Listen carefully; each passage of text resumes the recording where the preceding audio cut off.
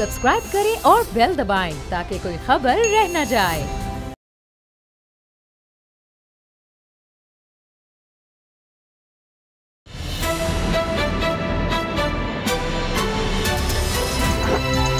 अब पता चला। बिस्मिल्लाहिर्रहमानिर्रहीम, अस्सलाम वालेकुम। मैं हूं मोहम्मद उसामा गाजी और आप देख रहे हैं अब पता चला। खबर यह है कि नून लीग में इख्तियारात की रस्साकशी बढ़ती जा रही है। पार्टी एक है और बयानिए दो।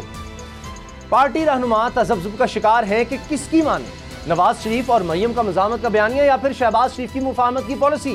किस पर चलना है, पूरी पार्टी मखमसे का शिकार है। शहबाज शरीफ अज खुद कोई फैसला लेते हैं तो मरियम नवाज की खामोशी तोड़कर सामने आ जाती हैं। गो कुछ लोगों का दावा यह भी है कि जबरदस्तों से नून लीग के मामला तय हो चुके हैं। पीपल्स पार्टी भी इल्जाम लगाती है कि हुकूमत गिराने में नून लीग रुकावट बन रही है। शायद इसीलिए मरियम नवाज ग्रुप की तरफ से पीपल्स पार्टी की पीडीएम में वापसी की शदीद मुखालफत की जा रही है। इस मुकाबले का नतीजा पीडीएम की तबाही के सिवा क्या हो सकता है, सबको पता है। दूसरी तरफ कच्चे में एक मुकाबला सिंध पुलिस और डाकुओं के दरमियान भी जारी है। शेख रशीद इसी ऑपरेशन को लेकर हंगामी तौर पर कराची पहुंचे हैं। विफाक सिंध के डाकुओं के खिलाफ सिंध हुकूमत को मदद की पेशकश कर रहा है, क्योंकि कश्मीर से लाड़काना तक फैला कच्चे का इलाका दिफाई लिहाज से भी अहम है। 3 सूबों पंजाब, सिंध और बलोचिस्तान के साथ फैले इस इलाके में लाकानूनियत विफाक को कबूल नहीं। देखना यह है कि सिंध हुकूमत डाकुओं के खिलाफ ऑपरेशन में रेंजर्स या फौज भेजने की विफाकी पेशकश कबूल करती है या नहीं। जवाब का इंतजार है। एक और मामला जो मुअम्मा बना हुआ है, जिस पर कोई दुरुस्त जवाब सामने नहीं आ रहा, वो जहांगीर तरीन का मामला है। कहा जा रहा है कि पंजाब हुकूमत जहांगीर तरीन के फुल दबाव में आ चुकी है। सबूत इसका तरीन ग्रुप के इलाकों में मनपसंद तकर्रुर और तबादले हैं। डील, ढील और एनआरओ की बातें हो रही हैं, जिसकी बार बार तरदीद की जा चुकी है, लेकिन हालात और वाक़यात मामला को मशकूक बना रहे हैं। राजा रियाज का दावा है कि जहांगीर तरीन और शहजाद अकबर ने अली जफर से मुश्तरका मुलाकात की, जिसमें जहांगीर तरीन को क्लीन चिट भी दे दी गई। इस मुलाकात और क्लीन चिट की अली जफर की तरफ से तरदीद आ गई है, लेकिन राजा रियाज अपने दावे पर कायम है। इसरार और इनकार की इस गर्दान में कौन सच्चा है और कौन झूठा, आज इसी से आगाज करते हैं कि ये मुअम्मा आखिर हल क्यों नहीं हो रहा। बाबर डोगर साहब, आप बताएं कौन सच्चा लग रहा है, क्योंकि जिस तरह ये बात होती है अली जफर साहब की रिपोर्ट की, कल हमने इस पर बात की, लेकिन अब ये स्कैंडल बनता जा रहा है। अली जफर कह रहे हैं कि जनाब मेरी रिपोर्ट को उछाला जा रहा है। अगर ये क्लीन चिट है तो ऐसी भी खबरें आ रही हैं कि अब इस पर अली जफर की भी छुट्टी हो सकती है अगर जहांगीर तरीन को क्लीन चिट उन्होंने दे दी तो। उसामा साहब, सबसे पहले इमरान खान साहब ने खुद एक मीटिंग में कहा कि जहांगीर तरीन जो थे वो उनके खासे करीब थे।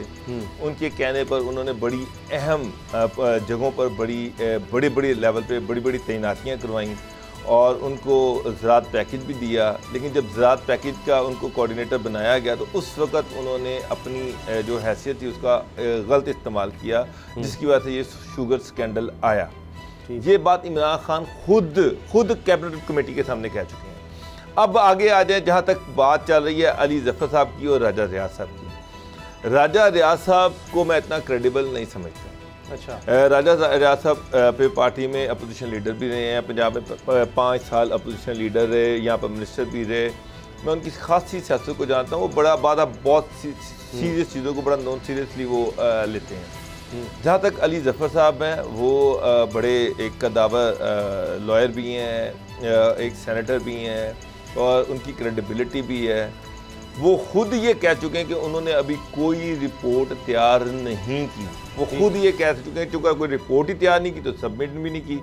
इसमें एक अहम पॉइंट है उसामा साहब जी, जहांगीर तरीन के अहम लोग जो हैं, मतलब मैं नाम ले रहा हूँ, नवानी साहब जो हैं, मेरी उनसे इस चीज़ पे डिस्कशन हुई। उसके बाद मेरी अजमल चीमा साहब से इस चीज़ पे बात हुई। 3-4 लोगों से मेरी बात हुई कि अली जफर साहब की रिपोर्ट क्या आ रही है और उसमें क्या होगा। अब जवाब एक ही आया, तमाम लोगों की तरफ से एक ही जवाब आया कि जनाब अली जफर साहब की रिपोर्ट चाहे जहांगीर तरीन के हक में आए या उनके खिलाफ आए, हमें मंजूर होगी। और ये उन्होंने पहले ही कहना शुरू कर दिया, रिपोर्ट आने से पहले ही कहना शुरू कर दिया कि जी हम उनकी रिपोर्ट को मानेंगे। उस वक्त मुझे थोड़ा सा शक होना शुरू हो गया कि ये जो रिपोर्ट है इसको ये जानबूझ के ये कर रहे हैं कि जनाब ये जो रिपोर्ट जो भी आएगी इनको पता है कि रिपोर्ट हमारे खिलाफ नहीं आएगी। अच्छा, एक और बात बताएं कि ये जो बात होती है कि जनाब डील हो गई, ढील हो गई, एनआर हो गया, जहांगीर तरीन ग्रुप ने मुलाकात की, उनके लिए तकर्रुर तबादले भी हो रहे हैं, फिर भी वो बुज़दार सरकार से नाराज़ क्यों हैं? अफसरों के तकर्रुर तबादले अगर हो गए हैं, इनकी डिमांड्स पूरी हो गई हैं, तो फिर भी ये सब क्यों हो रहा है? प्रेशर क्यों है फिर, जब फिर सब कुछ अच्छा हो जाना चाहिए? उसामा साहब, नवानी साहब सीएम से मिले, उनसे उन्होंने कहा कि जी हमारे काम नहीं हो रहे, हमारे इलाकों में डेवलपमेंट्स नहीं हो रही, ये सारी चीज़ें गिले शिकवे हुए। उसके बाद सीएम ने एक डिप्टी सेक्रेटरी को वहाँ पर लगा दिया कि आप जो इस डिप्टी सेक्रेटरी से रब्ता करें, ये आपके काम भी करवाएगा, आपके डेवलपमेंट के काम भी करवाएगा, जो आपके डेवलपमेंट के काम है इन्हें बताएं। ठीक। उसके बाद 2 दिन पहले अजमल चीमा साहब जो हैं उन्होंने एक पार्टी को इशाया दिया, उस इशाया में 13 नए लोग शामिल हो गए, 13 नए लोग शामिल हो गए। उनकी भी यही डिमांड थी कि जी हमारे इस्लाम में भी डेवलपमेंट के काम होने चाहिए, हमारी डेवलपमेंट के काम जो है वो आने वाले बजट में शामिल होने चाहिए, हमसे भी डेवलपमेंट की स्कीमें ली जाएँ, हमारे बंदे भी ट्रांसफ़र पोस्टिंग हमें उसमें हमें भी कोटा दिया जाए। इसका मतलब ये है कि लोगों एमपीएस ने देखा कि ये जो बागी ग्रुप है ये तो वहाँ जाके ब्लैकमेल करके अपने काम करवा रहा है। और इन्होंने पंजाब असेंबली में सीटें मांगी, बाद में उसे दौड़ गए, लेकिन थोड़ा सा प्रेशर डेवलप किया तो गवर्नमेंट इनके सामने सरेंडर कर गई। अब लोग उसमें आना शुरू हो गए। अब ये जो ग्रुप है ये गवर्नमेंट पे मजीद प्रेशर बढ़ाता जाएगा कि गवर्नमेंट जो है इनकी मर्जी के काम करे, ये जो नए लोग आ रहे हैं इनकी भी जो भी ये चीज़ें उसको अकोमोडेट किया जाए। देखना असद अली बोदला का तबादला और एजाज का तकर्रुर 3 ग्रुप के रुकन सूबाई असम्बली जवार हुसैन बड़ाइच की सिफारिश पर अमल में लाया गया है। यानी अब ये असद अली बोदला को दुनियापुर तहसील का असिस्टेंट कमिश्नर तैनात किया गया था, लेकिन जब आला सतह पर अहकामात आए तो मज़कूरा अफसर का तबादला करके इत्तेजाज अंजुम को तैनात करना पड़ा। तो ये सारा कुछ हो रहा है। लोधरा का डीपीओ बढ़ा रहे हैं, लोधरा का डीपीओ चेंज हो गया, लोधरा का डीसी चेंज हो गया, दुनियापुर का एसी चेंज हो गया। अल्टीमेटली ये अपना प्रेशर बढ़ा रहे हैं, अपने बंदे तैनात करवा रहे हैं, अपनी चीज़ें अकोमोडेट करवा रहे हैं। सिर्फ एक झटका उसामा साहब, एक झटका कि जनाब ये हमारे 20 लोग हैं, हम अपना अलहदा पार्लिमानी ग्रुप बना रहे हैं, पंजाब असेंबली में हमें अलहदा सीटें दी जाएँ। इस पर पंजाब गवर्नमेंट और फेडरल गवर्नमेंट हिल गई। फवाद चौधरी को लाहौर आना पड़ा, इनसे मिलना पड़ा, चीफ मिनिस्टर पंजाब को इनको बुलाना पड़ा, इनसे बात करनी पड़ी। तो अगर 20 बंदे जो हैं उनके कहने पे पंजाब गवर्नमेंट उनके कहने पे सरेंडर कर जाएगी तो 20 बंदे और उसमें शामिल हो जाएंगे। अब ये ग्रुप जो है ये अपना प्रेशर मेंटेन करेगा अगली हदायत आने तक। और ये जो शुगर स्कैंडल इसका क्या होगा? ये तो तकर्रुर तबादलों की बात हो गई, ये जो सारे इशाई हो रहे हैं, सारा ग्रुप बढ़ता जा रहा है, प्रेशर डाल रहा है, ये तो अपने लोगों को लगा रहे हैं, जिससे कोई इख्तलाफ है उसको निकाल दो, ये कर दो। असल मामला जहांगीर तरीन का जो असल मामला है जिस पर ये सारा ग्रुप शुरू में तश्कील पाया वो तो शुगर स्कैंडल है। उसमें अब ये कहा जा रहा है कि जी एक पेशरफ हुई है, नैब ने एक बार फिर साबिक सेक्रेटरी तिजारत को तलब कर लिया है, 3 जून को उनको बुला लिया गया है यूनुस ढागा को। तो वहाँ से तो काम चल रहा है, वो रुक नहीं रही कोई तहकीकात या उस पर कोई ऐसा हो कि जनाब पीछे चली गई हैं, दब गई हैं। देखिए उसामा साहब, प्राइम मिनिस्टर खुद ये कह चुके हैं कि जहांगीर तरीन ने अपनी जो उनकी पोजीशन थी उसका मिसयूज़ किया और उसकी वजह से ये शुगर स्कैंडल आया और जिसका टारगेट पीटीआई की गवर्नमेंट बनी, इमरान खान बने। शुगर स्कैंडल का टारगेट इमरान खान बने, पीटीआई की गवर्नमेंट बनी। उनकी क्रेडिबिलिटी इससे ख़राब हुई। अपोजिशन को ने इस चीज़ पे अच्छा खासा रगड़ा। अब ये इशू नैब में आ गया। अब एफआईए की जो इन्वेस्टिगेशन चल रही है उसमें एफआईए जो है उससे पहले जेआईटी बनी, जेआईटी से पहले एक कमीशन बना, उस कमीशन की रिपोर्ट आई, उस कमीशन की रिपोर्ट में जहांगीर तरीन का एक रोल था। उसके बाद जो जेआईटी बनी उसमें भी उस जहांगीर तरीन का एक रोल था। उस रोल की बुनियाद पर एफआईए को उसकी इन्वेस्टिगेशन दी गई। एफआईए उसकी इन्वेस्टिगेशन कर रही है। उसमें बहुत सारी ऐसी चीज़ें हैं जिससे ये लगता है कि कहीं ना कहीं कोई ना कोई फ्रॉड हुआ है। जिस तरह से JWD की शेयर्स का ऊपर नीचे गए, उसके बाद उनके दामाद की एक डेड जो कंपनी थी उसको प्रॉफिट में शो करके उससे पैसे को वाइट किया गया। उसके बाद उसामा यूनुस ढागा साहब जो हैं कि उनको बुलाया गया। यूनुस ढागा साहब सेक्रेटरी तिजारत थे जब चीनी जो थी उसको एक्सपोर्ट करने की इजाज़त दी गई और उसके बाद उस पर पंजाब गवर्नमेंट ने उनको सब्सिडी भी दी, वो सब्सिडी भी ले ली गई। तो ये सारी चीज़ें जो हैं ये इसके एविडेंसेस हैं। ये हवा में चीज़ें नहीं हुई, चीनी हवा में बाहर एक्सपोर्ट नहीं हुई। जो सब्सिडी दी गई, ये हवा में सब्सिडी नहीं दी गई। क्या उस वक्त चीनी की शॉर्टेज, चीनी इजाफा थी जो बाहर भेजने की इजाज़त दी गई? अगर इजाफे की वजह से बाहर भेजने की इजाज़त दी गई तो फिर चीनी कम कैसे हो गई? चीनी के रेट ऊपर कैसे चले गए? चीनी गवर्नमेंट को क्यों इंपोर्ट करनी पड़ रही है? क्यों ये सारी जो चीज़ें हैं अल्टीमेटली ये जो सारे इल्ज़ाम लगाए गए हैं उसके एविडेंसेस हैं, वो चीज़ें स्टैब्लिश हो रही हैं, डॉट्स कनेक्ट हो रहे हैं। तो ये कह देना कि जी बिल्कुल ही वो क्लीन चिट मिल जाएगी, और फिर प्राइम मिनिस्टर बार बार ये कह रहे हैं कि वो किसी को एनआरओ नहीं देंगे, किसी को एनआरओ नहीं देंगे, यानी वो जो चाहे वो पार्टी के अंदर है या पार्टी के बाहर है। तो मुझे जो लग रहा है कि प्राइम मिनिस्टर ये चाह रहे हैं कि इसकी फेयर और ट्रांसपेरेंट इन्वेस्टिगेशन होनी चाहिए। जहांगीर तरीन वाले इशू पे वो कंप्रोमाइज करने को तैयार नहीं है, लेकिन नीचे जहां तक एमपीएस की या छोटी मोटी चीजें हैं कि किसी का कोई सड़क बननी है, किसी को कोई बंदा ट्रांसफर करवाना है, वो ये इतनी चीज़ें तो वो समझते हैं कि ये इतना अकोमोडेट हो जाए तो इसमें कोई मसला नहीं है, कोई रोला नहीं है। अच्छा, ये उनका राइट है कि अगर एक एमपीए ये समझता है कि जनाब उसकी सड़क बन जाए, नाली बन जाए, ये बन जाए, वो बन जाए, इस हद तक तो कोई रोला नहीं है।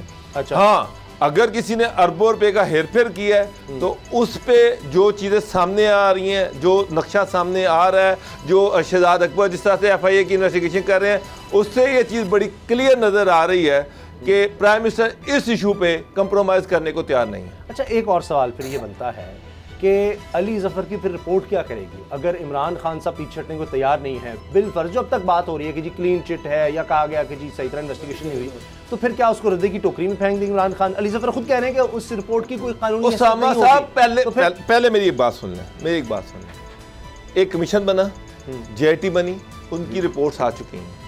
अली जफर एक ग्रुप मिला, जहांगीर तरीन का ग्रुप मिला इमरान खान से, उन्होंने कहा जी इसकी जनाब इस पे पॉलिटिकल इन्फ्लुएंस आ रहा है, प्राइम मिनिस्टर हाउस जो है वो इस पे प्रेशराइज कर रहा है। उसमें शहजाद अकबर का नाम लिया गया कि शहजाद अकबर जो हैं वो इसमें इन्वॉल्व हैं, वो इसमें पॉलिटिकल इन्फ्लुएंस डाल रहे हैं। अच्छा, अब उस चीज को डिग आउट करने के लिए अब अली जफर का कितना मैंडेट था, मैं आपको ये बताना चाह रहा हूँ। अच्छा, कि ये क्या शहजाद अकबर उस पर अपना दबाव डाल रहे हैं सिर्फ इस चीज को डिग आउट करने के कि उसमें कहीं ये पॉलिटिकल इशू तो नहीं बनाया जा रहा, कोई पॉलिटिकल प्रेशर तो नहीं है।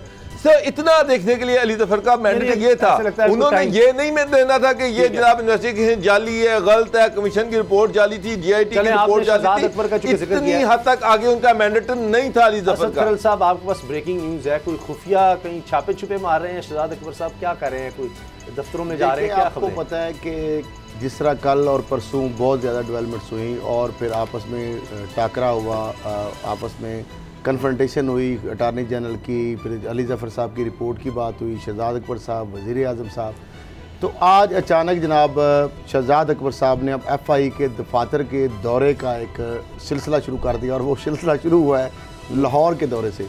और आज मेरे आने की तखीर की वजह भी यही है प्रोग्राम में कि क्योंकि मैं भी वहाँ पे, वो कहते हैं ना कहीं ना कहीं से डिग आउट कर रहे थे खबरें, भुनक पड़ जाती है, और मैं भी पहुँच गया वहाँ पे। शहजाद अकबर साहब आज पहुँचे हैं, जिस तरह तस्वीर भी नाज़रीन आप देख सकते हैं, कोई प्रोटोकॉल नहीं था, वो आए हैं और वो दफ्तर गए हैं, ये देख सकते हैं। ये डायरेक्टर एफआईए जो पंजाब है जोन 1 डॉक्टर रिजवान के ऑफिस, ये उनके ऑफिस है, वो पीछे वो खड़े हैं। ये शहजाद अकबर साहब उनके कमरे से निकल रहे हैं, और ये जो एफआईए की बिल्डिंग है उसके आगे खड़े हैं, यानी उनको सी ऑफ कर रहे हैं। ये पीछे जो बटन वाली तस्वीर है वो डॉक्टर रिजवान खड़े हैं, अगर पूरी करके दिखाएंगे तो वो जो जेआईटी को देख रहे हैं, जो सारा जहांगीर तरीन को देख रहे हैं, जिनको ऊपर जहांगीर तरीन की रिजर्वेशन है कि जनाब डॉक्टर रिजवान को तब्दील किया जाए। ठीक है, अब मामला ये है कि ये जो दाखिल हुए हैं वहाँ पे आए हैं, आपको पता है वजीर ये है बेसिकली मशीर दाखिला और बराए इत्साब, मशीर दाखिला भी है और इंसाफ भी है। ठीक है, और साथ इनके पास जो एक है एसेट रिकवरी यूनिट के चेयरमैन भी हैं। जी जी, ठीक है। अब इस हवाले से जो दफातर का एफआईए का, क्योंकि नैब के दफ्तरों के तो दौरा कर नहीं सकते क्योंकि ऑटोनमस बॉडी है, वो बेशक अलहदा बात है कि अकाउंटेबिलिटी के हैं वो मशीर, लेकिन नैब जो है ऑटोनमस बॉडी, इसलिए कभी ऐसा हो नहीं सकता पॉसिबल जब तक ये को अमेंडमेंट नहीं वो गए FI। अच्छा, अब ये डायरेक्टर जनरल जो आप देखें शेख रशीद वैसे तो इंटीरियर मिनिस्टर है, FI उनकी डोमेन में आती है। उन्होंने कहा मुझे तो अली नहीं पता, इस केस में तो वो खुद उन्होंने कहा कि मेरा तल्लक कह दिया मुझे कुछ नहीं पता। अब मामला ये है कि डायरेक्टर FI उनके अंडर आता है। हाँ जी, अब ये है कि डायरेक्टर चूंकि वजीर स्टेट मिनिस्टर फॉर इंटीरियर भी है ना इनके पास पोर्टफोलियो, और साथ वजीर दाखिला भी है और साथ चेयरमैन एसेट रिकवरी यूनिट है। अब इन्होंने FIA के जो ज़ेर तफ्तीश है जो वहाँ पे जो बात हुई है, एक तो चीनी सट्टा माफिया उसके ऊपर ब्रीफिंग इनको दी गई, वही जो अभी आप ज़ेर बहस था, और शहजाद अकबर साहब की एंट्री और एकदम से उसकी ब्रीफिंग। तो बात जो पहली दफ़ा दौरा, पहले उनके ऊपर इल्ज़ाम था कि वो आज़म खान शहजाद अकबर व्हाट्सएप के जरिए FIR की कॉपी वहाँ पे बनती है, साइन जहाँ पे होते हैं, USB में ये व्हाट्सएप पे आती है। ब्रॉड शीट के हवाले से उन्होंने ब्रीफिंग ली जो तहकीकात है, और आइंदा FIA इजलास जो है उसमें ज़ेरे गौर आने वाले जो मुकदमात है उस हवाले से भी मुखस्सर इस पर जहांगीर तरीन और इल्ज़ाम लगाएंगे। देखें जी ये फिर जाकर मिल रहे हैं। देखिए वो तो एक थोड़ा सा मेरा पॉइंट ऑफ व्यू उस पर डोगर साहब ये मैं जहांगीर तरीन साहब तो इल्ज़ाम लगाएंगे, जारी बात है, वो तो पहले दिन से ये दौरान डालें, और उसके ऊपर इनको के साथ जो अबू बकर खुदा बख्श हैं जो एडिशनल डायरेक्टर जनरल FI हैं पंजाब और KP के, और लाहौर में इसी दफ्तर में बैठते हैं, इसी बिल्डिंग वो भी देख रहे हैं इस चीज़ को, तो उनको उन्होंने निगरान बना दिया, और इस तरह अली जफर को भी ओवरसाइड के लिए बता दिया। अब ये है कि जिस तरीके से उन्होंने कहा जी वहाँ पे जो उन्होंने कहा FIA को, उन्होंने कहा जी मुकदमात जो है ये इसमें बिल्कुल गैर जानबदाराना और आज़ाद अंदाज से तकमील करने की उन्होंने कहा जी आप करें, आपके ऊपर कोई दबाव नहीं है, अक्रॉस द बोर्ड अकाउंटेबिलिटी होनी चाहिए, और कोई उन्होंने कहा जो एक परसेप्शन था कि NRO हो गया ये वो, उनका आप जो मेरिट पे चीज़ें वो करें, नंबर एक। और दूसरा हाँ जी, कोरोना जो मुश्किलात के बावजूद इस तरह मुझे बताया कि सारे मुख्तलिफ जो विंग्स हैं उनकी जो भी सरसरी वो मैक्सिमम ले सकते थे। फिर मालियाती जो जराइम है FIA के और मनी लॉन्ड्रिंग की जो तहकीकात है उसके अंदर उन्होंने कहा है कि मज़ीद इसको बेहतर किया जाएगा। प्रोसिक्यूटर नैब भी रहे हैं, स्पेशल प्रोसिक्यूटर, तो उस हवाले से हम जानते हैं कि बहुत सारे केस आपको पता है इन्वेस्टिगेशन की कमज़ोर इन्वेस्टिगेशन की वजह से प्रोसिक्यूटर जो है उसको अदालत में उसको एडमिट नहीं बना सकते। अब मामला ये है कि ये शहजाद अकबर साहब जो है उन्होंने आए हैं आम शहरियों के वाले से, उन्होंने कहा कि जो उनको एक्सेस दी जाए उनके मुकदमात फौरी, और आम प्रोटोकॉल कोई रिवायती नहीं था। अच्छा, अब मामला ये है कि इसके अब जो शहजाद अकबर साहब को ये दफ्तर लाहौर आना, कल और परसों इस केस के हवाले से जो डॉक्टर रिजवान देख रहे हैं उसके ऊपर बहुत ज़्यादा शोर शराबा, राजा रियाज ये कह रहे हैं कि अली जफर की रिपोर्ट जो है उसको पब्लिक किया जाए। शहजाद अकबर और अटॉर्नी जनरल ने वजीर आजम के सामने अली जफर ने डिनाई भी कर दिया, अली जफर ने डिनाई भी कर दिया था कि मैंने रिपोर्ट, हालांकि प्रोग्राम में हमने पहले बता दिया था कि जनाब रिपोर्ट जमा कराई, कुछ कंटेंट्स उन्होंने शेयर किए। जी शेख रशीद साहब के दौरे पर बात करते हैं सिंध के, बाबर डोगर साहब क्या होगा इसमें, क्या फ़ौज की रेंजर्स की मदद की ज़रूरत है सिंध हुकूमत को? अगर वो मांगेंगे तो फिर ही हो सकता है, वरना विफाकी हुकूमत कुछ नहीं कर सकती। एक बात बड़ी बात है, उन्होंने कहा कोई गवर्नर राज कोई ऑपरेशन की ज़रूरत नहीं है। वो नून लीग का दौर था जब कराची ऑपरेशन हुआ था, बड़े मसाइल थे, पीपल्स पार्टी नहीं चाहती थी, बहरहाल वो हुआ और उससे हालात बड़े बेहतर हुए, उसमें रेंजर्स को फ़ौज को बड़ा अहम किरदार दिया गया था। अब इसकी ज़रूरत नहीं है। बाबर डोगर साहब, उसामा साहब, आज जो शेख रशीद की मुराद अली शाह से मुलाकात हुई है उसमें शेख रशीद ने इस खासा इसरार किया है कि ये एक जॉइंट ऑपरेशन होना चाहिए, उसमें सेंसिटिव एजेंसीज भी हों, रेंजर भी हो और सिंध पुलिस भी हो, ये जॉइंट ऑपरेशन किया जाना चाहिए। जबकि मुराद अली शाह इस चीज़ पे इंसिस्ट करते रहे कि सिंध पुलिस इस पे ऑपरेशन कर रही है और हमें सिंध पुलिस जो है इसको ही ये टास्क देना चाहिए, वो इसको बड़ी बखूबी सर अंजाम देगी। हाँ जी, दो लग ये रहा है कि सिंध गवर्नमेंट नहीं चाहती कि यहाँ रेंजर्स या कोई और फोर्स जो है वो उसका ऑपरेशन इंटीरियर सिंध में वो ऑपरेशन में शामिल साहब, वो कराची के अंदर जो रेंजर को इख्तियार है, मतलब वो उनको आज की मीटिंग में मैं शेख रशीद ने बड़ा क्लियर कहा कि जी हम ना गवर्नर राज चाह रहे हैं, 18वीं तरमीम के बाद तो ये इंडिपेंडेंट है, सिर्फ हम ये चाह रहे हैं कि एक जॉइंट ऑपरेशन किया जाना चाहिए इन डाकुओं के खिलाफ, ठीक है, जिस पर सिंध गवर्नमेंट तैयार नहीं है। अभी तक सिंध गवर्नमेंट तैयार नहीं है। वो ये चाह रहे हैं कि ये ठीक है कि ये ऑपरेशन जो है हम खुद करेंगे, पुलिस करेगी। तो समझ अगर ये पुलिस नहीं करना होता, अगर पुलिस का ऑपरेशन इतना इफेक्टिव होता तो अब तक ये डाकू सारे मारे जा चुके होते, खत्म हो चुका होता। इसका मतलब ये है कि सिंध गवर्नमेंट का ये इंसिस्ट करना कि जी पुलिस ये ऑपरेशन करेगी, तो पुलिस तो मुझे इस काबिल नहीं लग रही कि वो ऑपरेट कर सके। काबिल क्या, उनकी गाड़ियों पे आपने निशान देख लिए, होल नहीं देखे आपने, बड़े बड़े काला हमने दिखाए। फिर उसके बाद 2 पुलिस वाले जवान शहीद हो गए, 1 फोटोग्राफर शहीद हो गया, 6 जख्मी हो गए, 12 मगवी हैं, 8 मगवी जो है निकाय बाजियाब हुए, जो भी आपको सूरत हाल कहानी। 4 जो है अभी तक उनके यरगमाल बने हुए हैं, गाड़ियों उन्होंने कब्जे में ली हुई हैं, वो वहाँ पे भंगड़े डाल रहे हैं। जिस तरीके से वो उनके पास जो असला है वो भी हमने देखा। पुलिस खुद SSP कह रहे हैं कि 130 ठिकाने हमने तबाह कर दिए। बाबर साहब, इसका मतलब है और कई हुकूमत को दर्जन ठिकाने कि वो ये संभाल सकती है पुलिस के थ्रू। देखिए एक और अगर पुलिस संभाल सकती तो अभी तक डाकू खत्म हो जाते। मेरा तो सवाल ये 13 साल से 13 साल से यहाँ पे डाकू ऑपरेट कर रहे हैं, ओपनली ऐलान ऑपरेट कर रहे हैं। और सबसे बड़ी बात ये कि डाकुओं के पीछे कौन है, कौन इनको सपोर्ट कर रहा है? क्या इसमें गवर्नमेंट शामिल है, क्या इसमें मिनिस्टर शामिल है? कौन से ताकतवर लोग हैं जो इन डाकुओं के सर पे मौजूद है, कोई ऑपरेशन के लिए कामयाबी नहीं हो रहा, खत्म ही नहीं हो रहा। जब इन डाकुओं का खात्मा नहीं डाकू आप देखो, जब से ये तो कहना मुश्किल है ना, क्यों नहीं चाहेगी, बदनाम होगी वो अगर नहीं चाहेगी तो। बदनाम क्या होना? अब सिंध हुकूमत ने गाड़ियां खरीदी है ना, जिनकी अंदर से होल बना के वो शहीद हुए लोग, उनके कब्जा कर लिया डाकुओं ने।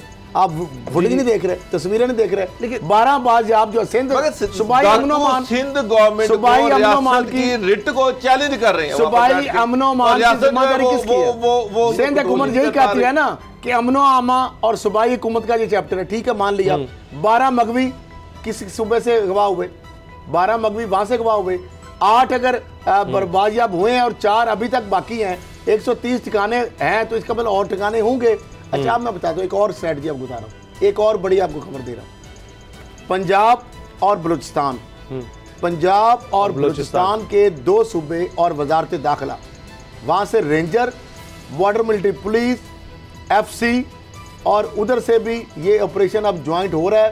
सिंध हुकूमत चाहे ना चाहे, क्यों कच्चे का इलाका जब तक सिंध गवर्नमेंट इसमें शामिल वो तो सिंध में पनाह गए लेके फजाई ऑपरेशन पहले भी वो आपको पता है। आपको पता है पहले पंजाब में जब मुश्ताक सुखेरा थे कितने लोग इन्होंने मरवाए। जब छोटू गैंग का मामला हुआ, अल्टीमेटली फौज आई, रेंजर को बुलाया गया और जो हमने पहले प्रोग्राम में कहा, उन्होंने जाके वो ऑपरेशन किया। अब मामला ये है जो कच्चे का इलाका है ना, जब ये शिकारपुर की बात की जाए वहाँ पे कश्मोर आ जाता है, कश्मोर, शिकारपुर, राजनपुर जो सादकापुर उसकी तहसील है, डीजी खान वगैरह, आगे आ जाता है बलूचिस्तान का जो को सुलेमान का पहाड़ी सिलसिला, उसका डेरा बुगटी जो जिला है, वो 3 सूबे जो हैं, और चौथा KP के मियाँ वाली वगैरह जो उसका भी मिलता है साथ। 4 सूबे, 3 सूबों की तो बाकायदा सरहदें एक जगह पे मिलती है, यानी उधर से कश्मोर, उधर से को सुलेमान का पहाड़ी सिलसिला, उधर पहाड़ों पे चढ़ के बलूचिस्तान की तरफ चले जाते हैं, और इधर कच्चे का इलाका राजनपुर और डीजी खान की तरफ आ जाते हैं। फिर अगर आप और ज्यादा करें तो वो उधर KPK में भी कुछ इलाके लगते हैं जो कि वहां पे चले जाते हैं। अब मामला ये है, ये बैनुल सूबाई इसके अंदर मामला है, वजारत दाखिला का कोऑर्डिनेटिंग इसमें रोल है, क्योंकि हमेशा ये होता है कच्चे का इलाका वहां तक मौजूद नहीं है। डॉक्टर साहब जानते हैं कच्चे के इलाके सिंध ने कहा है DIG और SSP को तब्दील किया है, मैं खुद ही कच्चे के इलाके का दौरा करूंगा। जरूर देखिए जिस तरह से बात हो रही है, 3 असला जो है उनकी बाउंड्रीज वहां पर लगती हैं, 3 सूबों ये डाकू जो है 3 सूबों की सॉरी, ये जो डाकू हैं ये मूव करते हैं। अगर सिंध पुलिस की तरफ से पंजाब में आ जाते हैं, बलूचिस्तान में चले जाते हैं, वापस ये सिंध में चले जाते हैं। जब रेंजर्स नहीं होगी, न्यूज़ अपडेट्स का वक्त है, लेकिन एक बात है, ऑपरेशन कामयाब नहीं कह रहे हैं इदारे एक पेज में एक पेज पर होने से नहीं बात होगी, ये डाकुओं को मिलकर खत्म करने से बात होगी। ब्रेक का वक्त है, ब्रेक के बाद बात करेंगे कि मरियम और शहबाज शरीफ में दूरियां बढ़ती चली जा रही हैं, क्या पार्टी इससे तबाह हो जाएगी? ब्रेक के बाद।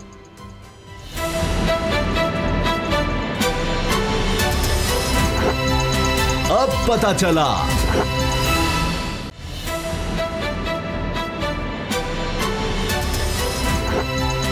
अब पता चला। इसमें तो कोई शक नहीं कि मरीम नवाज साहिबा और शहबाज शरीफ के दरमियान, इनके बयानी के दरमियान खलफिशार कह लें, दूरियां कह लें, खलीज ये बढ़ती चली जा रही है। अब वो लोग जो लिखते थे, जो बड़े हामी थे और कॉलम्स लिखा करते थे कि जनाब नून लीग ने कमाल कर दिया, नवाज शरीफ ने तमाम अपनी जो खामियां थी, जिस तरह से इस्टेब्लिशमेंट के कंधों पर बैठ के और इक़्तिदार में आया करते थे, वो सब उन्होंने धो डाला है, जिस तरह उन्होंने बयानियाँ अपनाया है, जिस तरह उन्होंने तकरीरें की हैं। अब मैं पढ़ रहा था कि वो लोग भी अब लिख रहे हैं कि ये तो बेड़ा गर्क हो रहा है नून लीग का, क्योंकि ये तो ओपन में आ गया है। आप लाख कहते रहें कि जनाब नहीं, ये कोई नून लीग में कोई मीम शीन नहीं है, लेकिन ये तो लोगों को नजर आ रहा है कि शहबाज शरीफ अगर कुछ एक काम करते हैं तो मरियम अब ओपन में आती हैं, ओपन आकर उनके खिलाफ प्रेस कॉन्फ्रेंस करती हैं, ओपन आकर शाहिद खाकान अब्बासी को खड़ा करती हैं उनके खिलाफ। शाहिद खान अब्बासी अब तो ये कह देते हैं प्रोग्राम्स बैठकर, टेलीविजन बैठकर कि कौन चौधरी निसार कभी वापस नहीं आ सकता सिवाय इसके कि कायद नून लीग यानी नवाज शरीफ से वो बात करें, वो इजाजत दे। यानी शहबाज शरीफ की कोई औकात, कोई हैसियत नहीं है चौधरी निसार उनसे मिले, राब्ते करें, फोन करें, कोई चक्कर ही नहीं जनाब। शहबाज शरीफ कुछ भी नहीं, शायद एक MP जितनी भी हैसियत नहीं उनकी। तो ये साबित जब किया जा रहा है और सबके सामने किया जा रहा है, तो असद खरल साहब क्या इससे पार्टी को वाकई को नुकसान हो रहा है? क्योंकि जराए कह रहे हैं कि मेजॉरिटी, और ये बाबर डोगर साहब कई दफ़ा बात कह चुके हैं कि मेजॉरिटी नून लीग की और उनकी सीनियर लीडरशिप की वो नहीं चाहती कि जिस तरह से मरियम और नवाज शरीफ साहब इदारों के खिलाफ और फौज के खिलाफ, जजेस के खिलाफ, वो जिस तरह से उनके खिलाफ जाते हैं, ये या मियाँ जवेद लतीफ़ के तहत जिस तरह से फिर पता नहीं खुशामद की इंतहा की जाती है कि मुल्क टूट जाए, मुल्क मुर्दाबाद, मरियम को जिंदा रहना चाहिए, बस मरियम कुछ हो गया तो हम मुल्क ही तोड़ देंगे, हमें मुल्क नहीं चाहिए, ये चीज़ें नहीं होनी चाहिए। लेकिन मेजॉरिटी की बात का नवाज शरीफ को, मरियम को कोई फ़र्क नहीं पड़ता। ये वजह क्या है? उनको कोई मसला नहीं है, ये उनके ग़ुलाम हैं, उनके क्या है कि ये रियाया है उनकी कि कुछ भी नहीं कर सकते लोग जो मेजॉरिटी में है, जो कह रहे हैं मत करो ऐसी बातें। देखिए उसामा साहब, शहबाज शरीफ सगे भाई हैं, सुकेले तो नहीं, पार्टी के सदर भी हैं। आपने अभी बताया कि उनकी एक MP की जितनी भी औकात नहीं है। जब सगे भाई और पार्टी के सरबराह की इतनी औकात नहीं है कि उसको कायर जो है नवाज शरीफ, वो सदर अनाउंस किया, उन्होंने मुकर गए। फिर उसके बाद उन्होंने प्राइम मिनिस्टर को अनाउंस किया, वो मुकर गए। अच्छा, फिर उसके बाद उनको चेयरमैन पब्लिक अकाउंट्स कमेटी भी थे साथ, आपको पता, और बलहाज होता जितने भी अपोजिशन लीडर पहले हम रहे हैं, खुर्शीद शाह साहब थे अपोजिशन लीडर और साथ chairman public accounts committee. Chaudhry Nisar Ali Khan, बावजूद कि नवाज शरीफ उनको सख्त नापसंद करते हैं और सिर्फ शहबाज शरीफ साहब बार बार, वो वैसे तो बड़े बनते हैं, राजपूत हूँ मैं, जो पता नहीं कि वजात बरादरी में अच्छा बिलीव नहीं करता, लेकिन वो इस पर बड़ा अतराते हैं। तो मैं आपको पता नाराज़ भी होते हैं, लेकिन हमेशा वो नाराज़ भी होते थे। आखिरी दिनों में इस्तीफ़ा भी दिया, फवाद फवाद को नाराज़ भी होकर चले गए। हर दफ़ा शहबाज शरीफ साहब ला के नवाज शरीफ के कदमों में उनको डालते थे। कदमों में डालने हुआ ना कि जाके उसको ले आया भाई साहब के पास, और नवाज शरीफ ने कहा हाँ ठीक है। वो पीछे में मुशर्रफ के मामले में और 2-3 दफ़ा नवाज शरीफ मुकर गए, मुशर्रफ को बाहर भेजने में उन्होंने डील की। अगर मेजॉरिटी शहबाज शरीफ की, अब मेजॉरिटी की सुन, मेजॉरिटी कह रही है शहबाज शरीफ का बयान, शहबाज शरीफ का बयान सुन ले। शहबाज शरीफ साहब नवाज शरीफ करना चाहते हैं, पार्टी में मरी, उनकी बेटी डिक्टेटर है, उनकी खानदानी पार्टी है, कोई उनसे इख्तिलाफ करने की जरूरत ही नहीं कर सकता। हर पार्टी में कल भी क्या डिक्टेटरशिप तो है, अल्ताफ हुसैन की पहले जब तक वो था डिक्टेटरशिप, सरदारी साहब है, जब तक नवाज शरीफ है, इमरान खान थी जो अब नहीं चलती मुझे नजर आ रही। इस तरह जरदारी साहब की डिक्टेटरशिप है, इमरान खान की डिक्टेटरशिप है, सिविलियन डिक्टेटरशिप है। क्या इमरान खान के आगे किसी की बात चलती है? जहांगीर तरीन सेक्रेटरी जनरल थे ना, नायल, उसके बाद खत्म हो गई। लेकिन मेजॉरिटी, अगर मेजॉरिटी की सोच है, शहबाज शरीफ क्या कहते हैं, सीनियर लीडरशिप उनके खिलाफ हो जाए। आज क्या है, शाह महमूद कुरैशी का प्रेशर नहीं है, आज असद उमर का प्रेशर नहीं, वो धड़ेबंदी है, इमरान खान को कोई प्रेशर नहीं है। ये बात आप ज़हन में, मेजॉरिटी इमरान खान के खिलाफ हो जाए इन सब। नवाज शरीफ और इमरान खान को कंपेयर ना करें। इमरान खान की कमजोरियां वो नहीं है जो नवाज शरीफ की हैं। नवाज शरीफ के ऊपर करप्शन के चार्जेस हैं, 7 बड़े आजमों तक उनके असासे फैले हुए हैं, उसके बावजूद वो मेजॉरिटी की नहीं सुन रहे। रियासत और सियासत और हुकूमत को उन्होंने अपने कारोबार को फैलाने के लिए इस्तेमाल किया। आपने दरबारी इकट्ठे किए, आपने गिर्द ब्यूरोक्रेट का एक जुंगल बनाया, अरबों रुपए के असासे बनाए। उनकी कमजोरियां हैं, उनके ऊपर केसेस हैं, वो करप्शन के अंदर लुथड़े हुए हैं। उनके लिए पाकिस्तान या अवाम का मफाद से ज्यादा अपना कारोबार अजीज है, लिहाजा उसको कंपेयर ना करें। मामला यह शहबाज शरीफ का क्या फ़र्क है? शहबाज शरीफ ये कह रहे हैं जो इस तरह पीपल्स पार्टी को वो PDM में वापस लाने के ख़्वाह हैं, वो ANP को वापस लाने के ख़्वाह हैं, वो मफाहमत की सियासत करना चाहते हैं। नवाज शरीफ और मरियम जो है वो मज़ाहमत की सियासत करना चाहते हैं, वो टकराव की सियासत करना चाहते हैं, क्योंकि उनको पता है। देखिए शहबाज शरीफ और हमजा शहबाज इस वक्त पंजाब में है, शहबाज है मरकज़ में अपोजिशन लीडर है। उनसे आपको पता है राना तनवीर को चेयरमैन पब्लिक अकाउंट कमेटी छीन ली गई शहबाज शरीफ से।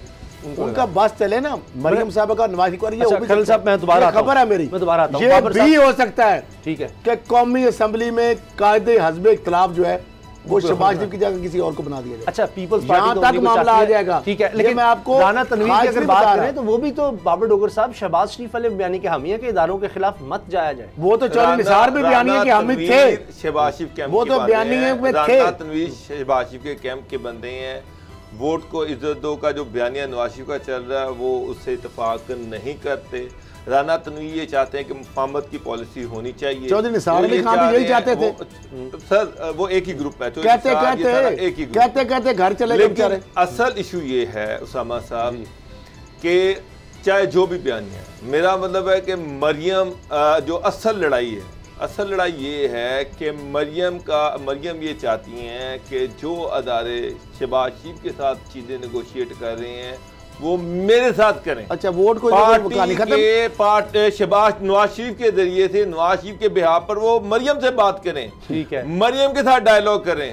मरियम इस वक्त ये चाह रही कि हमारे दरमियान कोई डायलॉग हो और चीजें जो है हमें रायतें मिलनी चाहिए। ये शहबाज शरीफ कहां से इस टाइम जो असल पार्टी के अंदर वो मरियम ये बर्दाश्त नहीं करती कि शहबाज शरीफ जो है वो अदारे उनसे बात कर रहे हैं, शहबाज शरीफ नेशनल लेवल की पॉलिटिक्स कर रहे हैं, शहबाज शरीफ आने वाले वक्त में प्राइम मिनिस्टर बनना चाह रहे हैं। मरियम ये चाहती है कि जिसने भी जो भी डायलॉग करना है वो हमारे साथ करे, हमें रहते मिलनी चाहिए, हमें चांस मिलना चाहिए, हम जो है हमें मतलब किसी सूरत में ये बर्दाश्त करने को तैयार नहीं है कि शहबाज शरीफ से कोई बात हो रही है। पहली चीज, मतलब दूसरी चीज जो है शहबाज शरीफ के साथ एक बहुत बड़ा ग्रुप है जिसको ये नजर आ रहा है कि शहबाज शरीफ एक उम्मीद की किरण है, क्योंकि 2018 के बाद पार्टी के साथ जो हुआ, मरियम पार्टी को जिस हद तक ले गई, वोट को इज्जत दो का नारा बयानिया जहां तक ले गया, बेताशा लीडर जेल में बैठे हुए हैं, जेलें भुगत रहे हैं, करप्शन के केसेज हैं, दूसरे केसेज हैं। उनका ये ख्याल है कि शहबाज शरीफ को अगर मौका मिलता है तो पार्टी इससे बाहर निकल सकती है, पार्टी गवर्नमेंट में आ सकती है, पार्टी हुकूमत में आ सकती है। अगर ये उम्मीद खत्म हो गई कि शहबाज शरीफ इसको निकाल के हुकूमत में पार्टी को लेके जा सकते हैं तो शायद बहुत सारे लोग नून लीग को छोड़ के चले जाएं। ये भी खौफ पार्टी के अंदर मौजूद है उसामा साहब। दूसरी अहम चीज मैं आपको एक बात बता दूं, अगर मरियम ने शहबाज शरीफ को आगे ना आने दिया तो शहबाज शरीफ खुद भी पसे पर्दा में चले जाएंगे और बहुत सारे PMLN के सीनियर लीडर्स, बहुत सारे सीनियर लीडर, मैं दोबारा रिपीट कर रहा हूं, शायद सियासत छोड़ जाएं, जिससे पहले शायद सियासत छोड़ जाएं।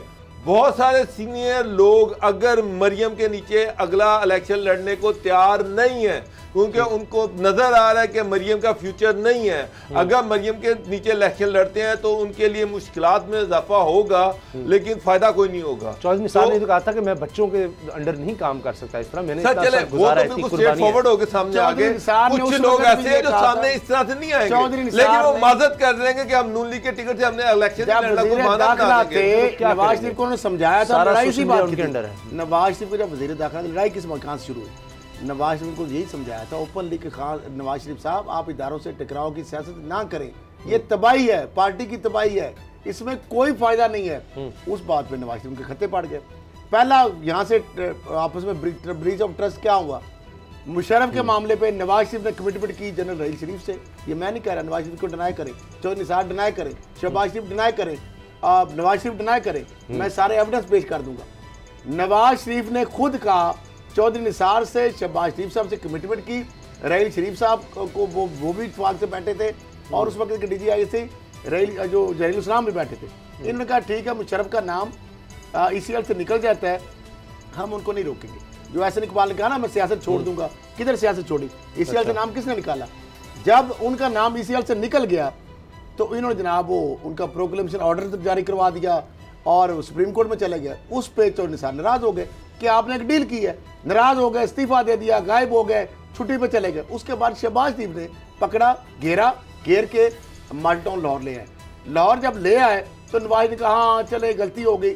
फिर नवाज शरीफ वापस, ये मैं जो बात कोट एंड कोट कर रहा हूँ, नवाज शरीफ ने वापस बुलाया शहबाज शरीफ को, चौधरी निसार को, रहील शरीफ की मौजूदगी थी, जहीरुल इस्लाम मौजूद थे, नवाज शरीफ ने मदद की और उन्होंने कहा जी गलती हो गई है, दोबारा में ये लोगों को नहीं बताते ना ये चीज़ें।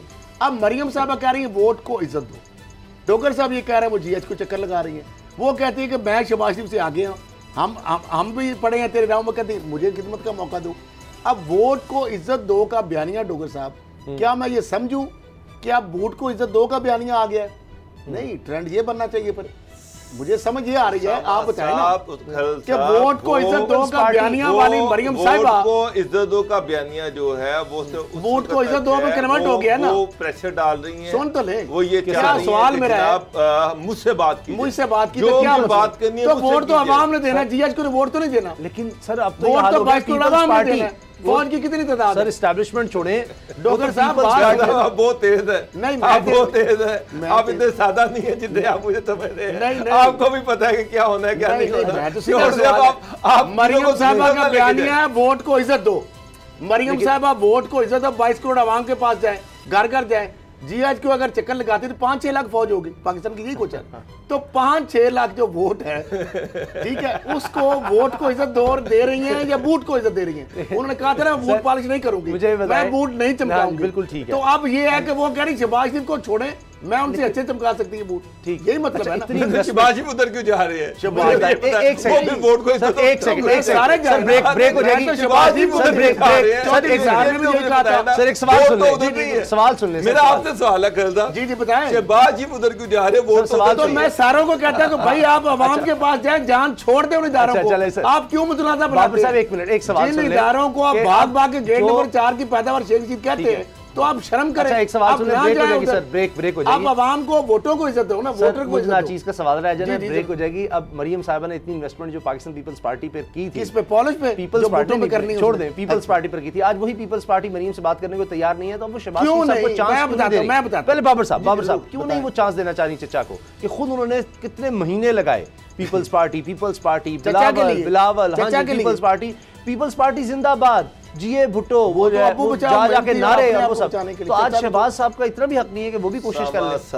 उसामा साहब, शहबाज शरीफ जो हैं वे पार्टी के साथ बैठे हैं, एएनपी के साथ बैठे हैं, वो अपने आप को एज अ नेशनल लीडर, कौमी लीडर के तौर पर अपने आप को मुतारिफ कर, जो कि मरियम साहब और नवाज शरीफ कभी नहीं होने देंगे। पहचान चाह रहे हैं कि एज नेशनल लीडर वो अपने आप को तैयार कर रहे हैं कि अगला इलेक्शन उनकी जेरे क़यादत हो, वो प्राइम मिनिस्टर के कैंडिडेट हो, वो पार्टी को लीड पीपल्स पार्टी को पता है और इलेक्शन में जाए। हो गया, ये चीज नहीं पसंद, वो ये चाहती है कि पार्टी उसके साथ क्यों बैठी है, एएनपी उसके साथ क्यों बैठी है, जिसने बात करनी है वो मेरे साथ वो तो मरियम जुनैद सफदर को प्राइम मिनिस्टर मिस्टर पीएम उनको कहते हैं, नवाज शरीफ जब प्राइम मिनिस्टर पीपल्स पार्टी क्यों नहीं बात करती मरियम से? पीपल्स पार्टी इसलिए नहीं करती, सुन ले, असल इशू ये है नहीं करेगी पीपल्स पार्टी मरियम से बात नहीं करेगी। मैं नवाज शरीफ की इस टाइम जानशीन मैं हूँ, शहबाज शरीफ नहीं है। उसको चिड़ है कि अगर एस्टैब्लिशमेंट शहबाज शरीफ से बात करता है, फिर पार्टी शहबाज शरीफ से बात करती है। ब्रेक के बाद खुदा करके एक काम आखिरकार होने जा रहा है। चले जी, 2 साल रह गए, उससे पहले हो गया तो बहुत बड़ी बात है। ब्रेक के बाद बात करते हैं।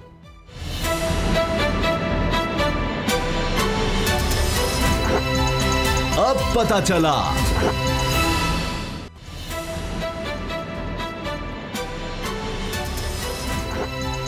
अब पता चला। बहुत मुबारक हो ख़ास तौर पे पंजाब के रहने वालों को, क्योंकि उनके हाथ में इख्तियारी नहीं, कौंसिल लेवल तक, देहात तक हर शख्स जो है वो मिल सकेगा अपने रिप्रेजेंटेटिव को या जिसको वो वोट देगा, क्योंकि बल्दियाती इलेक्शन के हवाले से बहुत बड़ी खबर है जी कि नवंबर या दिसंबर में कराए जा सकते हैं। ये सेक्रेटरी बल्दियात नूरुल अमीन मेंगल साहब ने कहा है, और इस हवाले से जनाब जो ऑर्डिनेंस है उसके लिए भी बड़ी खबर आ गई है, क्योंकि लोकल गवर्नमेंट तरमीमी ऑर्डिनेंस को हतमी मंजूरी के लिए पंजाब असम्बली भिजवाया है, जो जल्द मंजूर हो जाएगा। तो जनाब असद खरल साहब, आपको बड़ी मुबारक हो, और ये आखिरकार ये इलेक्शन होने जा रहे हैं आइनी तौर पर। और इमरान खान साहब हों, कोई भी जमात हो, वो ये कहती है, पीपल्स पार्टी कहती है कि ये है असल डेमोक्रेसी, ये असल जमहूरियत। अच्छा, ये बंदे को पता तो हो कि मैंने जिसको वोट दिया, मैं जाकर उसका दरवाजा खटखटा हूँ कि जी मेरा मसला है, कोई गली का, मोहल्ले का। कहते तो पीपल्स पार्टी भी ये है, कहती तो नून लीग भी ये है। नून लीग की यहाँ हुकूमती मरकज़ में, नून लीग की हुकूमती पंजाब में जी, KPK में थी PTI की हुकूमत, और सिंध में थी पीपल्स पार्टी हुकूमत। 2013 से 18 की भी बात कर रहा हूँ। सुप्रीम कोर्ट ने डंडा लेके पीछे पड़ी, और अल्टीमेटली उन्होंने कह के ऑर्डर करके सबको बुला के फोर्स करके इनको इलेक्शन पे मजबूर किया। इलेक्शन करवा लिए, कराची के अंदर देख ले, सिंध में मेयर का क्या हाल हुआ, पंजाब के अंदर क्या इख्तियार दिए गए इदारों को जो ग्रास रूट के। KPK में थोड़े बहुत चले मिले, ठीक है, पिछले दौर के। अगली बात देख ले, उसके बाद PTI हुकूमत आ गई। PTI हुकूमत जब पंजाब में थे, उनकी तनूर आपको पता है वो ख़त्म हो गया। अब रिसेंटली सुप्रीम कोर्ट ने फिर कहा, उन्होंने बहाल कर दिया उनको। किधर रहता है? कोई बहाल नहीं है। अब सुप्रीम कोर्ट के अंदर इन्होंने कहा, पंजाब हुकूमत ने मरकज़ वहाँ पर गई, सारों ने कहा जी हम कराते हैं।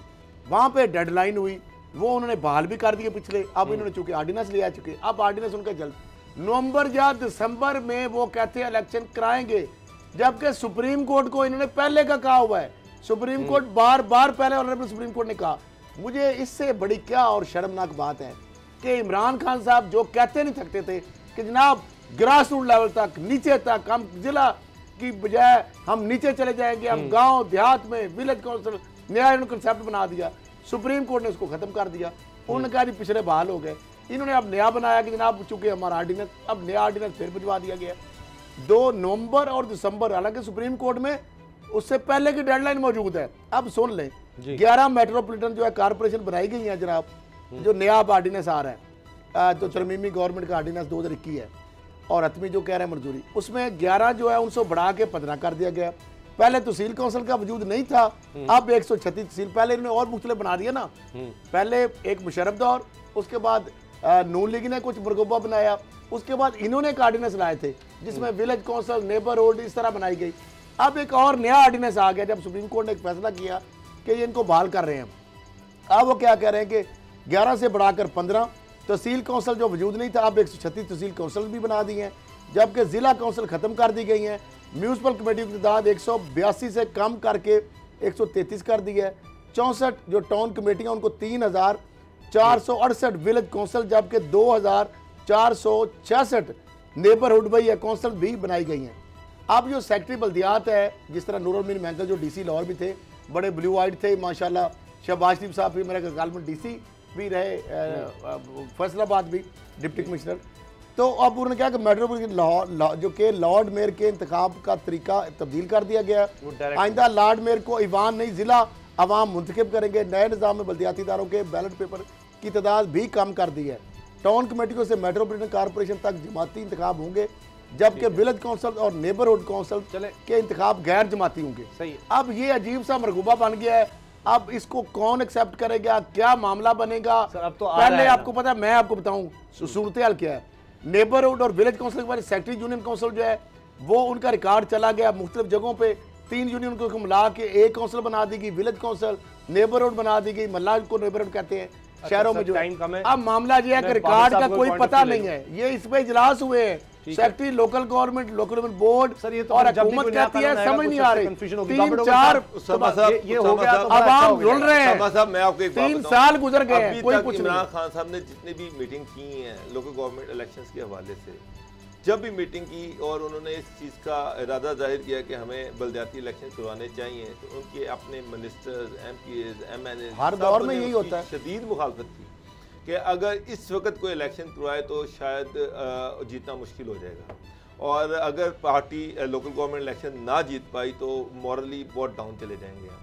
मसला ये कि आपके सामने है जितने इलेक्शन हुए हैं MNAs के, MPs के, उसके रिजल्ट आपके सामने हैं, जबकि PTI जो है वो सारे इलेक्शंस हार रही है। ऐसी सूरत में अगर आप बल्दियाती इलेक्शन की तरफ चले तो इसलिए गैर जमाती पे आ गया ना। डॉक्टर साहब समझदार है खरल साहब, लेकिन लाहौर में अगर लॉर्ड मेयर का इलेक्शन होता है तो क्या गारंटी है ये जीत जाएंगे? नून लीग तो इसलिए नवंबर दिसंबर की कहानी वाला गढ़ है नून लीग का। तो ये नवंबर में कौन सी ऐसी गिदड़ सिंह की आ जाएगी मेजॉरिटी जो माइनॉरिटी मेजॉरिटी शायद होंगे कि नहीं होंगे पता नहीं। मुझे नहीं लगता कि ये इलेक्शन हो, मुझे नहीं लगता, क्योंकि सुप्रीम कोर्ट का डंडा है। तो ये बस इतना दिखा रहे कि जी हम तैयारी कर रहे हैं इलेक्शन कमीशन को, लेकिन ये 100 हीले बहाने होंगे इलेक्शन को डिले करने के। मुझे नहीं लग रहा कि ये इतनी जल्दी अल्टीमेटली सुप्रीम कोर्ट के डंडे से ही इलेक्शन होगा। और बदकिस्मती है इस मुल्क के अंदर कि एक डेमोक्रेटिक एक कंट्री है, एक इस्लामिक रिपब्लिक ऑफ पाकिस्तान है, जमहूरियत के बड़े लंबरदार इमरान खान बनते हैं। ये इसको जो लोकल जो गवर्नमेंट सिस्टम है इसको बड़ा वो हमेशा आइडलाइज करते हैं जनाब कि मैं उधर बरतानिया के 2022 में हो जाएंगे, 2023 के बाद शायद हो जाए। उसके बाद ही होने हैं, मुझे नजर नहीं आ रही। हुकूमत के पास बहुत, हाँ सुप्रीम कोर्ट कराएगी, सुप्रीम कोर्ट 2023 से पहले कराएगी, ये बात लिख लें। हुकूमत नहीं करवाएगी और सुप्रीम कोर्ट ही करवाएगी। ग्राउंड रियलिटीज हैं, जिस तरह से PTI को शिकस्तों का सामना करना पड़ रहा है, मेरा ख्याल है कि ये गवर्नमेंट बिल्कुल इस पे सीरियस है कि इन हालात में लोकल गवर्नमेंट का क्या कसूर है? डॉक्टर साहब रुल गए हैं लोग। सूरत में आपको बर्थ सर्टिफिकेट लेने के लिए यूनियन काउंसिल का दफ्तर ढूंढ के दिखा दे, मैं आपको चैलेंज देता हूँ। लाहौर में किसी यूनियन मायूस क्यों है कि सेक्रेटरी यूनियन कौंसिल के इख्तियारात खत्म हो गए? सर गंदम की कीमत बढ़ा दी गई, उसामा साहब तो कीमत बढ़ा दी गई है। ये डस्का इलेक्शन में लोग बेवकूफ हैं, उनको नहीं नजर आया गंदम की कीमत बढ़ाएगी। देहाती हल्के हैं ये। अभी आपका यहाँ पे पंजाब में सूबाई असेंबली का इलेक्शन हुआ है, उसमें देख लें, कराची में देख लें, हर जगह पे देख लें, लोगों को आप बताएं ना जाके गली गली महल्ले महल्ले की गंदम की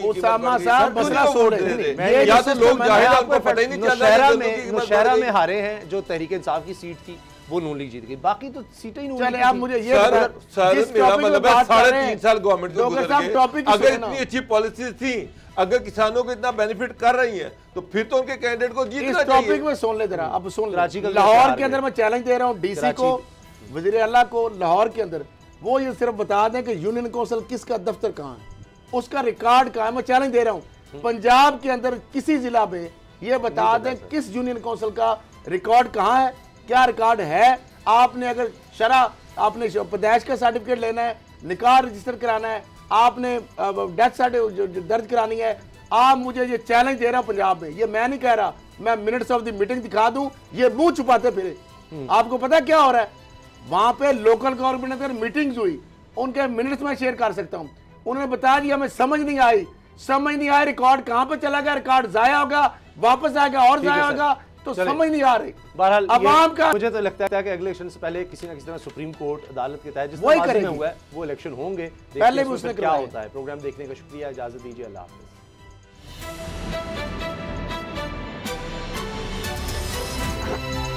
अब पता चला। सब्सक्राइब करें और बेल दबाएं ताकि कोई खबर रह न जाए।